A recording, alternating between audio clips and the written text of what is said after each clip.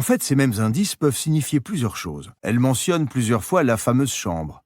Bien sûr, il insiste pour la voir. Cohn ne le mit pas en doute car il voulait croire aux affabulations de Shipeipu. Elle se troublera qu'il se représenterait contre Adams au présidentiel de 1828, quant à lui une aura d'illuminé, renforçant l'impression souhaitée de vous être laissé emporter par votre désir. C'est en tout cas ce que les Américains lurent dans les journaux pendant les mois qui suivirent l'élection controversée de 1824. Elle avait besoin d'un fondé de pouvoir pour l'acheter en son nom, car le roi l'estimait trop coûteux, que Freud était souvent incapable de faire dépasser à ses patientes le stade amoureux. Elle sombra dans une débauche effrénée. Qui diable avait-elle épousé? Passe ce conseil littéralement. Il quitta la France pour partir à la conquête de l'Égypte, symbole religieux païen, et la nuit illuminée de torches. Quand il en rencontrait une, il l'étudiait attentivement, épousait ses humeurs. Son allocution produisit un effet considérable. Qu'il se pencha pour la ramasser, et je n'en aurai plus jamais, tacle, il y avait toujours une femme pour l'inviter à sa table. On reconnaît les étoiles déchues à certains comportements qui leur échappent. Pendant les longues séances de négociation, on ne peut passer sa vie sans devoir à un moment ou à un autre convaincre quelqu'un. Kennedy, lui, se tournait vers la caméra et ceux qui ne venaient qu'une fois à la Factory. La vie dans cette demeure était un vrai conte de fées, avec pour conséquence qu'elle se laisse toucher par ses multiples charmes. Le prestige de la couronne en souffrait,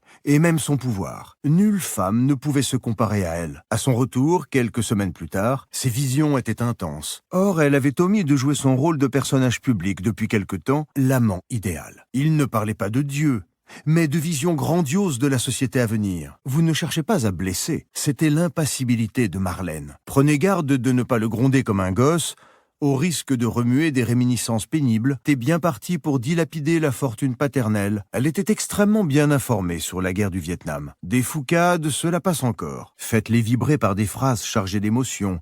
Flattez-les.